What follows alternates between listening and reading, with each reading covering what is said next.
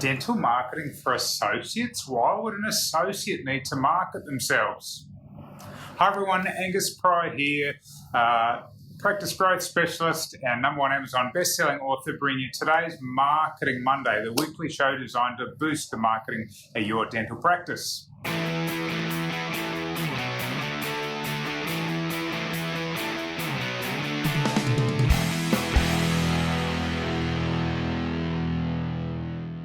Okay, why on earth are we talking about dental marketing for associates? Hello, David. I need to tell you something. I've been amazed at how many associates have approached me in the last few months and talked about marketing themselves. And I suppose what happens is, this is the reality at most practices. Associates receive their pay based on a percentage of billing. That's not unusual. And therefore, if the practice is a bit quiet, then the associate goes, well, I'm not getting paid what I'd like to be, so can I start doing some marketing? And I guess that tells me a couple of things. One is that perhaps the practice is not being quite as vigilant as what that tells me is maybe the practice is not being quite as vigilant as they should be in their marketing. And I suppose if you've got perhaps an old school boss and they're, less keen to do that, but you want to be able to promote yourself, then there is a case for dental marketing. So let's talk about how we do that. First step here, check with your boss. Now, as far as I know, most contracts for associates don't mention marketing specifically. Maybe you've got a different experience. But I think it always makes sense to be checking with your boss before you embark on anything like this.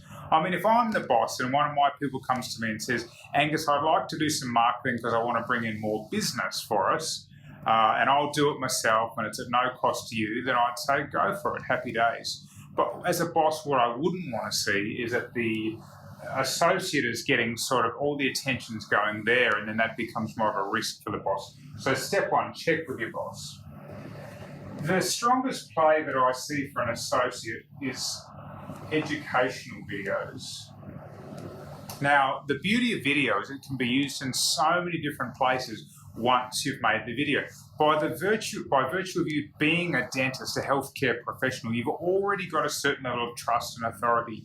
So making educational videos can be really helpful.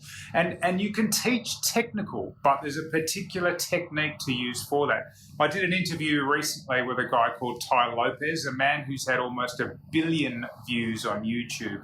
And the model that he spoke about is to teach, tailor, and take control. Which means when you're making one of these educational videos, have something to teach about. Think about what are the questions that people ask you? What are the procedures? How does veneers work? What are the options for veneers? That kind of thing. So you can teach that stuff. The second part is around tailoring. Most people don't do this.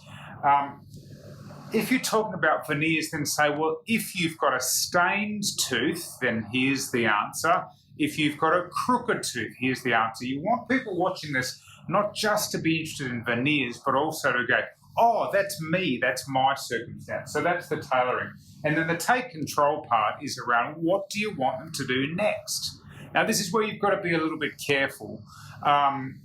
If you're an associate, then ideally you want them to be calling up the practice. Maybe you could offer for them to message you. But I'm going to talk to you a little bit more about that when I cover this next point, which is about linking to the practice. Now, for some of you associates, let's be honest, sometimes you are going to want to move around. Maybe you're not sure how things are going to go where you are.